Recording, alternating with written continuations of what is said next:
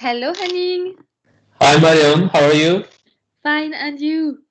I'm doing excellent. I'm doing excellent. Right. So you're in Oslo, and we are both studying with Serge Augier in the DaXuan Taoïste Tradition. You have been studying for a long time, and today we will talk about the tradition and your path, and how did you find Serge, meet Serge, and also how did it change maybe your life. You will tell us more about you and your practice, and so I'm very happy to do this with you.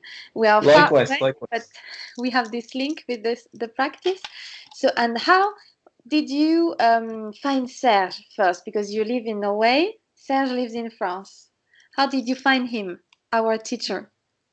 Oh, it's actually, if I think about it, it's the process was very long. I remember when I was a young kid, there weren't much like martial arts or any kind of Eastern practices existing in Norway that I actually knew at least. But I was very interested from a very young age practicing martial arts. So I started with the traditional Japanese arts like karate and touching even kendo and stuff like this. And over the years, I think it was around 2002 or 2001, me and Henrik, we were quite fed up about things that was told about practices and which people did not do, especially in the martial arts world. Okay. Lots of it was more on it didn't have any in-depth thing, at least for what we experienced. And I started to look more and more into books, and because I also had the huge opportunity to travel to China in the mid 90s with my mom, and there I was able to meet with my brother two people who taught Chinese martial arts like Tai Chi Chuan and Baguazhang.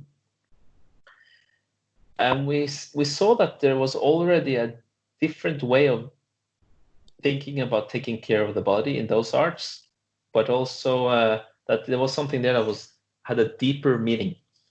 So I was always interested in wanted to learn, the whole package, the whole thing about a martial art. Not only fighting and fighting. You felt there was. Well, I have to admit, in the beginning, this was my door.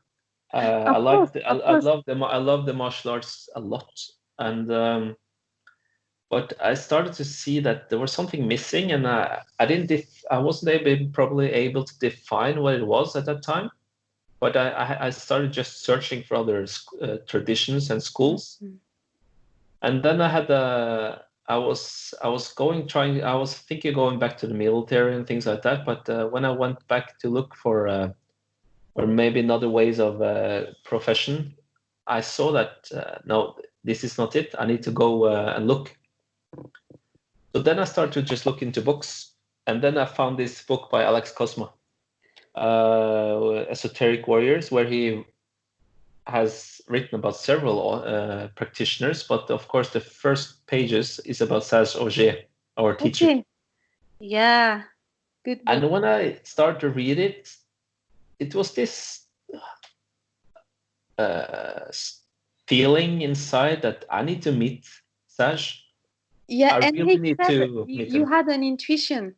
Henrik, your brother, in another interview, he says, "I followed Henning. He had this intuition. We should go and meet Serge." He said this. Yes. I just felt this very connection, strong pull that I needed to meet Serge Augier, and it just made sense to Wow. try to find him. And it was not easy at that time because our teacher's homepage was not that very out into the world, but we found it. And I remember I was still doing my PhD in biochemistry, and I was sitting at the university and with Henrik, and we were sitting there and we wrote him an email, and 2 or 3 minutes after I sent it, he answered. And it was really funny because I remember he told us that day that he didn't look at so many emails, but he saw ours, and he answered it.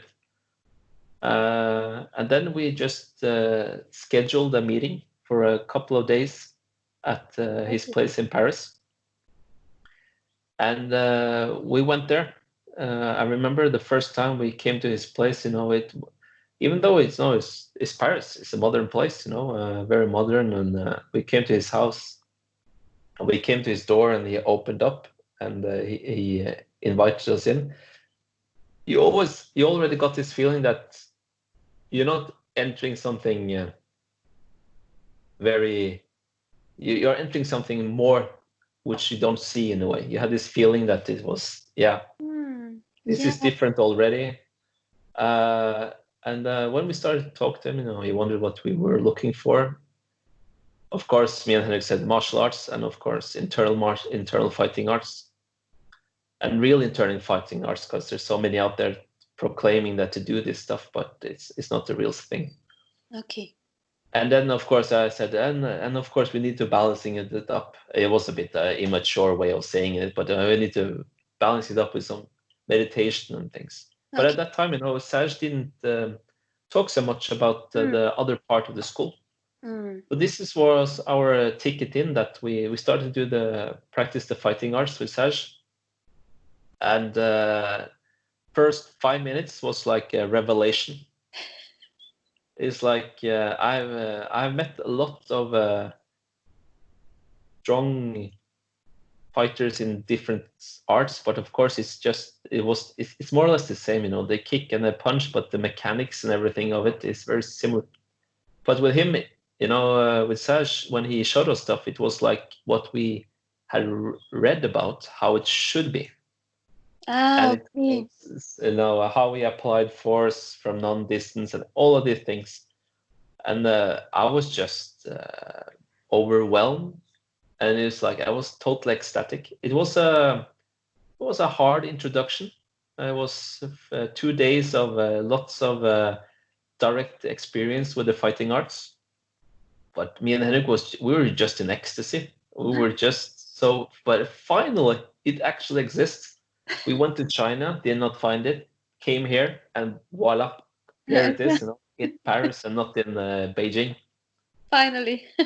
So this was, it was. I still remember today. It was such a very surreal thing, because it was like 2003. Okay. No, 2004. Oh. A very modern time, and at the same time you felt you stepped into something which was so old, so intact, and things like this. And it took a while. We trained with Serge for 2 years before he talked about internal practice. What defined actually internal practice. It was 2/3, practicing of the breath to generate energy, to make the emotions circulate better, and working of the mind, which we call it Shen-gong in our school. And that was the 2/3, and the 1/3 was just the physical thing. I was like, how can that be possible? How can you become stronger and all these things? Because we were still comparing it to the martial art perspective. But then, we were introduced to the seminars where we were sitting down doing the Neidan and the Shen-gong. And you notice these subtle changes that in the beginning it's more like a moment, more and more, that pops in where something is different. And the difference for me at least was that you feel more calm, more receptive to the world. It's more like the more we went into the practice, you get this feeling of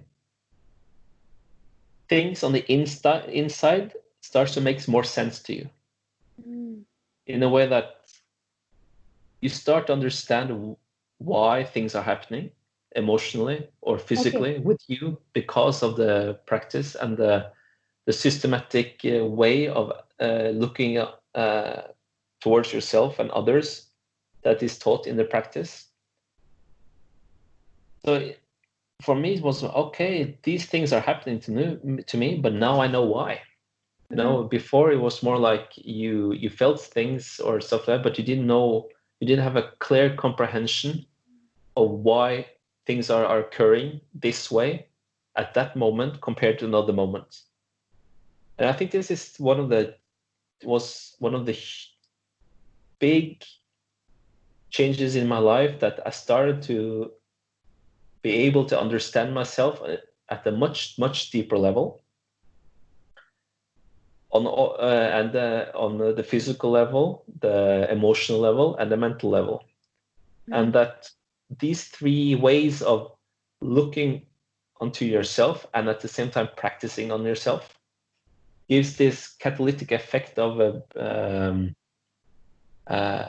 feeling more complete, you know, and at the same time accepting the things you are experiencing than resisting.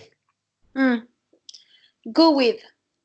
Yes, go with this, of course, people are so, just go with the flow. It doesn't mean that you don't take any choices. It's just that you take a conscious choice about what More should be conscious. done. So this was my huge change in the beginning. I started to feel things and register all the amplitudes of my emotional and mental state, which gave you like heads up or how you're feeling, and also that you felt more and more relaxed, and then of course more happy. Yeah. This is important. Happy.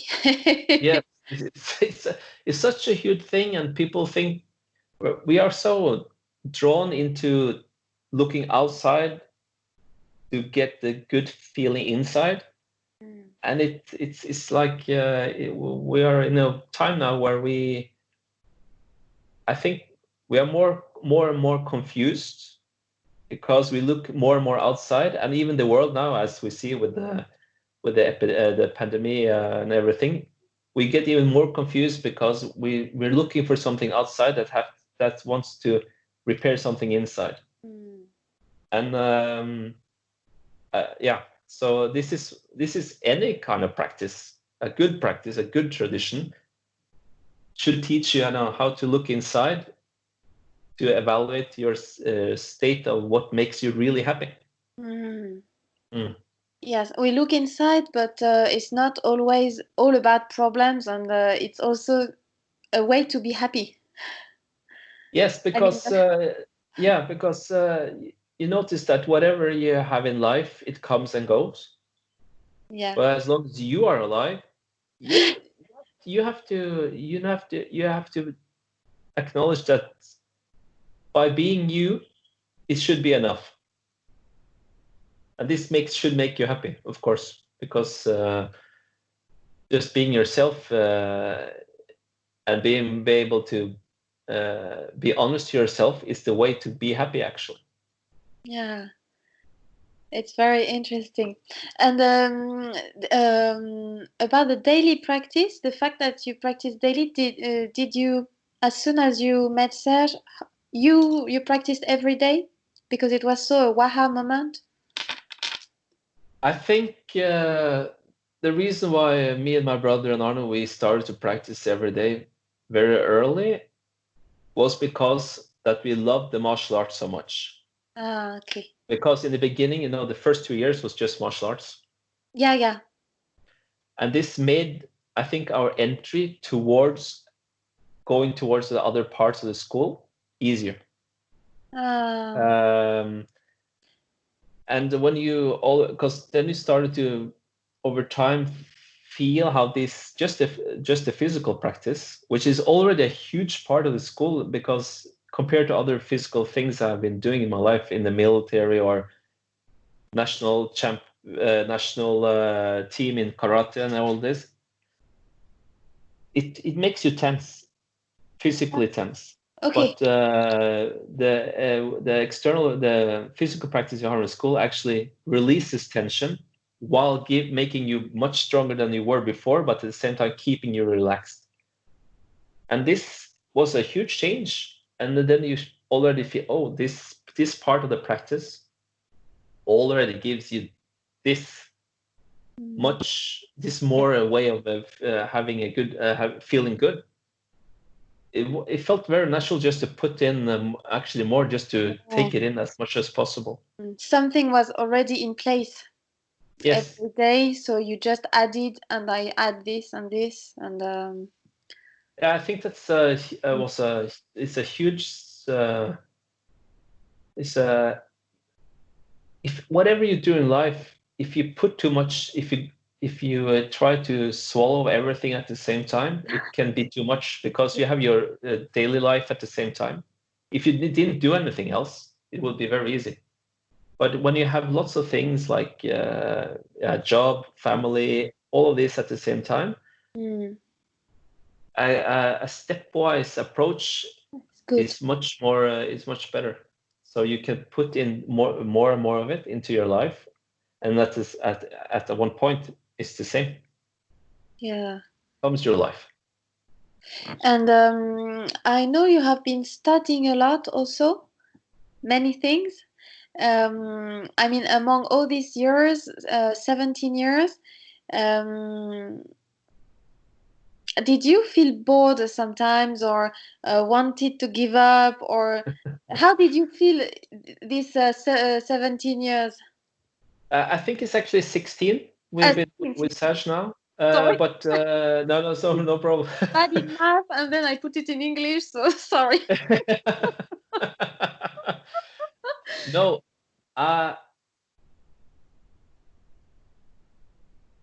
enthusiasm for learning about things comes with the practice. So I have to admit, it's more on not having enough time to study everything. That is the drive, and sometimes maybe the frustration that you want to study things, but you have also daily life you need to take care of, which is very important. So no, I never felt that. On the contrary, actually.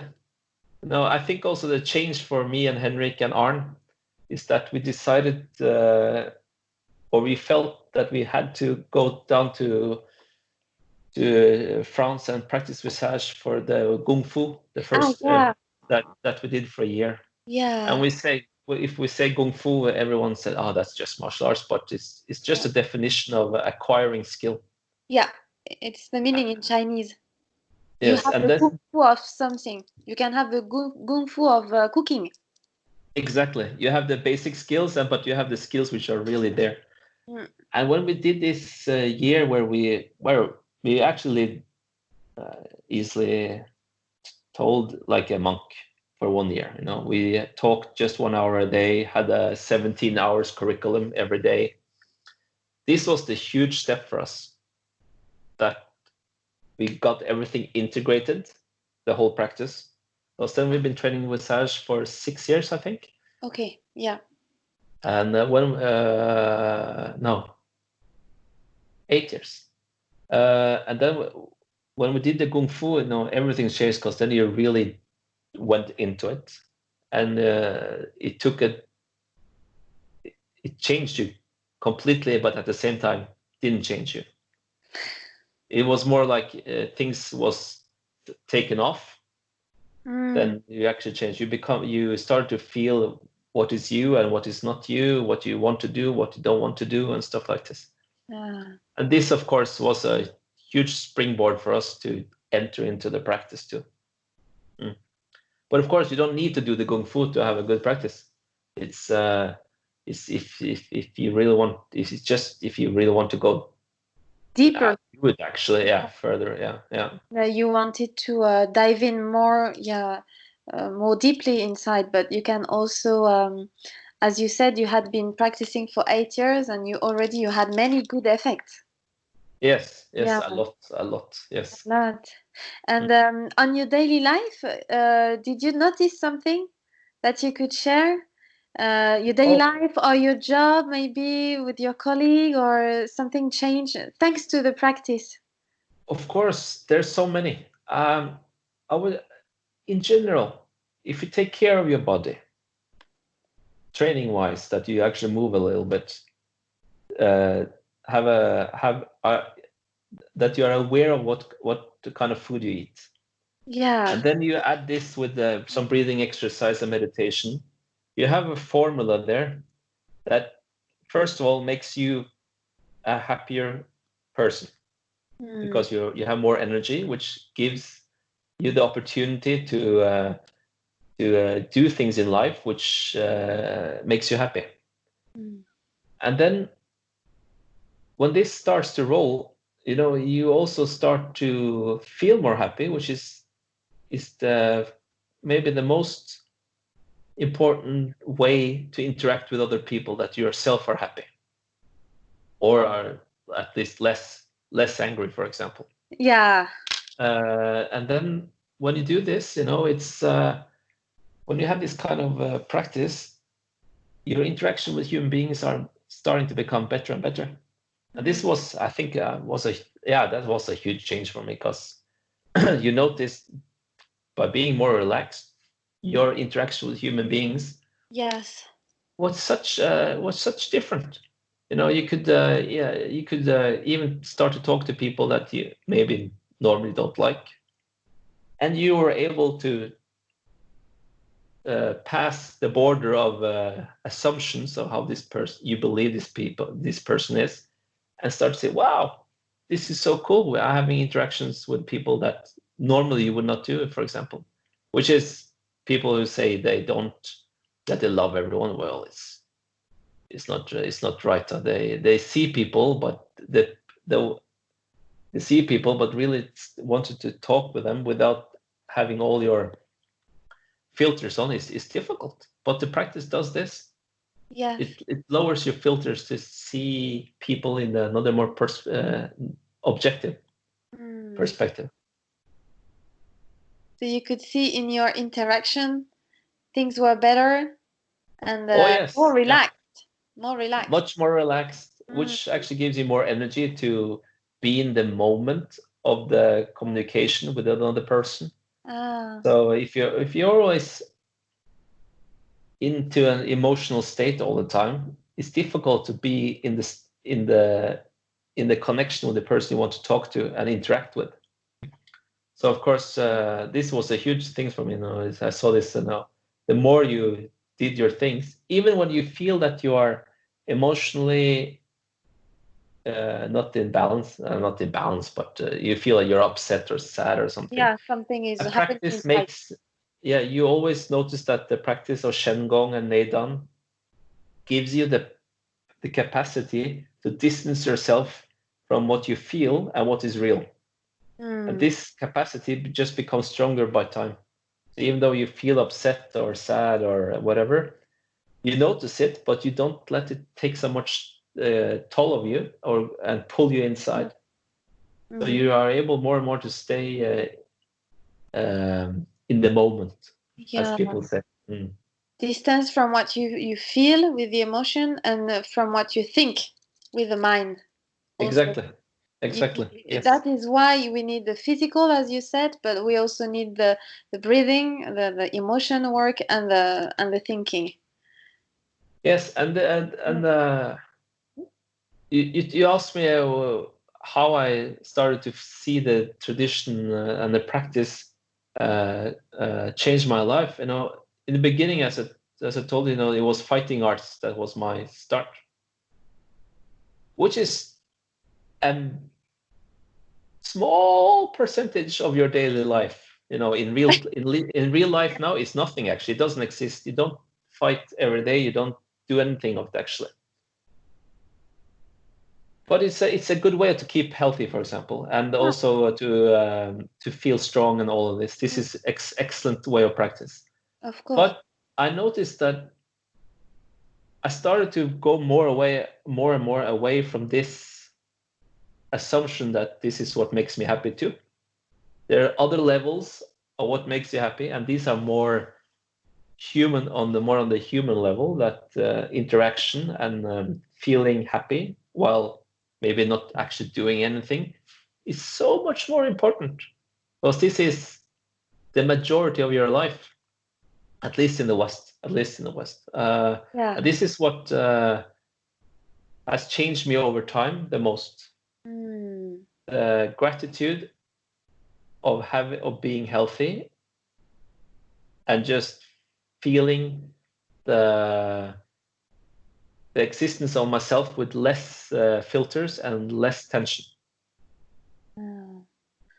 Wow. Thank you so much, Henning, for all these sharing. Did you You're also welcome. want to add to something for people about maybe what we are going through now, or about practice, or anything you want to add?